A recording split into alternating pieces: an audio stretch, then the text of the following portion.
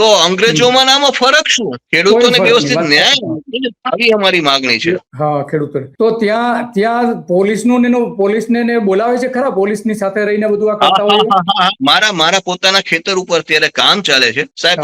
કેટલી બધી કરુણા તમે સમજો. મેં એને વાત કરી, મેં તું સાહેબ આ તમે અત્યારે મારામાં કામ કરો છો તો સેઢાપાળા ઉપર મેં તું વૃક્ષ છે એનું પંચરોજનામું તો કરો. આ તો તમારા નિયમમાં આવે ના કે નથી આવતું. જયારે અમે કાપશું ત્યારે તમને પંચરોજનામું કરશો. હવે માનો કે તમે કામ કરો છો, કામ કરતી વખતે વૃક્ષ તમારાથી તૂટી ગયા કે ભાંગી ગયા તો એ તો અમારે એવિડન્સ કઈ રહેવાનો નથી. એટલે આટલી બધી હદે આ સરકાર આ લોકોને છાવરે છે. અને જેને કહેવાય ને કે આમ જોઈ તો મને એવું લાગે છે કે ભારતમાં હવે કંપની શાસન ફરી વખત આવી ગયું એવું લાગે સાહેબ. આમાં કોઈ લોકશાહી જેવું મન નથી દેખાતું. આ જે ડોક્યુમેન્ટ છે એમાં તમે સમજાવી શકશો? આપણે જે જોઈ રહ્યા છીએ ડોક્યુમેન્ટ, આમાં તમારી દ્રષ્ટિએ શું મહત્વનું છે?